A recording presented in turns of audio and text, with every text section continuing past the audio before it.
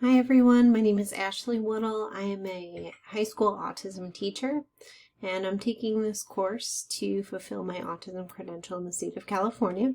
So for this assignment, I had to interview a speech and language pathologist and go through the behavior intervention process with two of my colleagues. So I've worked really close. This is my first year teaching in California and my first year building a relationship with these two professionals. So I learned a lot this school year and also with the help of this course. So starting with the speech and language pathologist, I feel like I've learned a lot from her.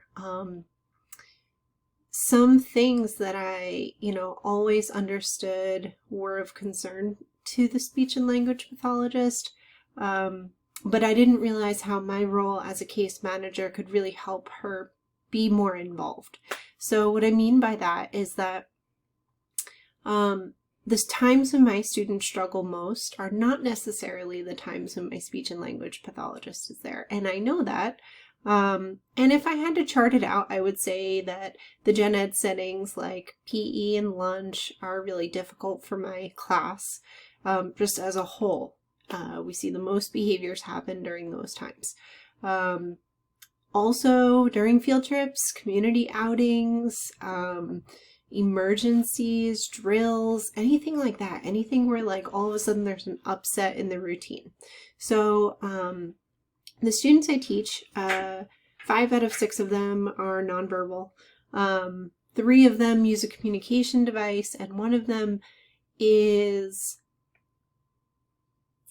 2 of them are verbal but functionally nonverbal, which I think I could probably use some more clarity on those 2 students specifically to see how I can better support them. But I think our whole team is actually kind of struggling with those 2 students because they are verbal, but when challenged, they shut down, as we know is common when behaviors happen because of the level of frustration that goes up versus the level of language demands that situation needs. It becomes just more challenging.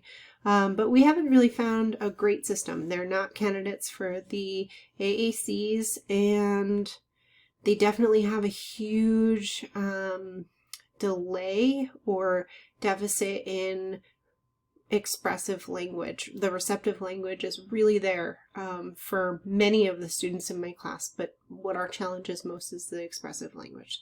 Okay, that aside, so back to how I can support them as a case manager, it's that when we have things that are planned, this is like aside from like the daily routine of lunch and recess, and aside from the emergencies, but when we have an emergency drill coming up, or we have a community outing, or we have a field trip or something like that, like those are all things that I really should be just involving my SLP in. And I didn't think of it until I interviewed her. Just because of the opportunity for like the hands-on experience. So many of the behaviors that I talk about in my classroom with my SLP, she doesn't have the opportunity to see.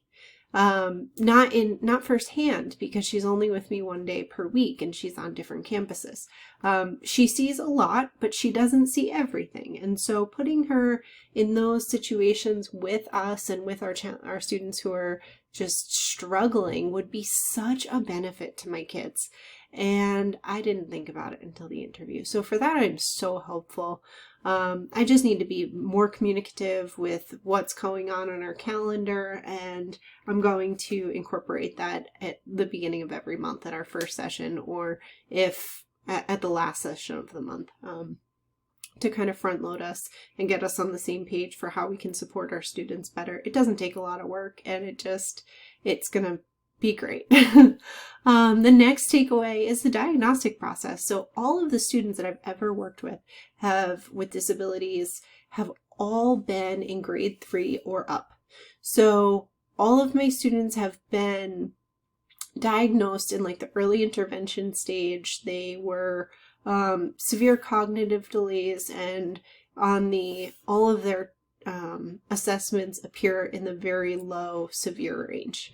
So this is for like across the board, receptive language, expressive language, cognitively, like all of my students are there. So the signs, the early indications of there being a disability are present very early on, and all before school age, actually. So I'm really thankful for that, because I've worked with obviously some great teams, because I do know that with a lack of resources, that students can get to school age very quickly before something is diagnosed, or, you know, there's eyes on what's going on, and they're lacking the early intervention resources. So I've been fortunate, or my students have been fortunate also, the ones that I've worked with, in receiving these early intervention services and an early diagnosis. So that being said, I've never been involved in the diagnostic process, and it may have been something we talked about back in my college prep courses, but